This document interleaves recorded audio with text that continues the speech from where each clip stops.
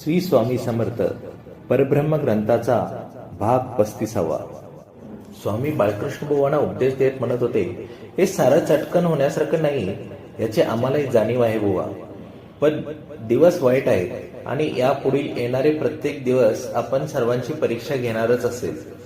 म्हणूनच आतापासून आपण आपल्या धर्माची, समाजाची, पर्यायाने राष्ट्राची तटबंदी अमेत राखण्याचे, मजबूत करण्याचा आपण प्रयत्न केला पाहिजे.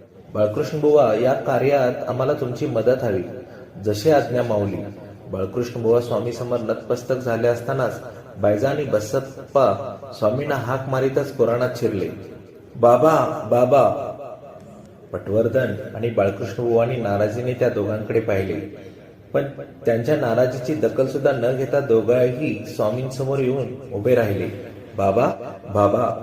बसप्पाचा गळा भरून आला होता. त्याला बोलता येत नव्हते. बायजाचे तर डोळे भरून गेले होते.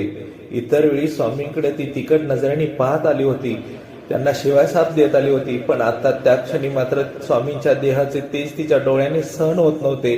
क्षणभर सुद्धा स्वामीकडे एकटक पाहू शकत नव्हती. बायजाला पाहून स्वामी प्रसन्न हसले होते. म्हणाले, बायजा, आणखी साप हवेत का तुला? साहसू नयनाने बायजाने मान वर करून स्वामीकडे पाहिले होते. स्वामींच्या चेहऱ्यावरचे मायेचे भाव पाहून तिला घहिवरून आले होते. आपणच कर्मदरिद्री, प्रत्यक्ष परमेश्वर आपल्या घरी आश्रयाला आला आणि आपण मात्र सदैव त्याची हिडीस केली, याची तिला खूप पश्चाताप होत होता.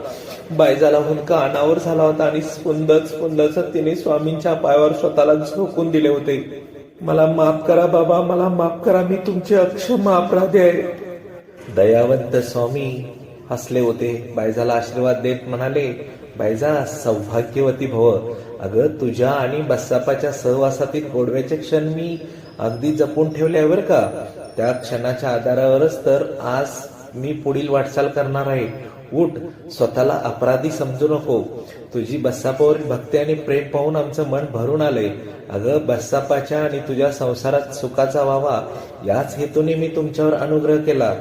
नाही बाबा, तुम्ही मला फसवत आहात. बसप्पा ओरडला. आता मला या संसारात अडकायचं नाही.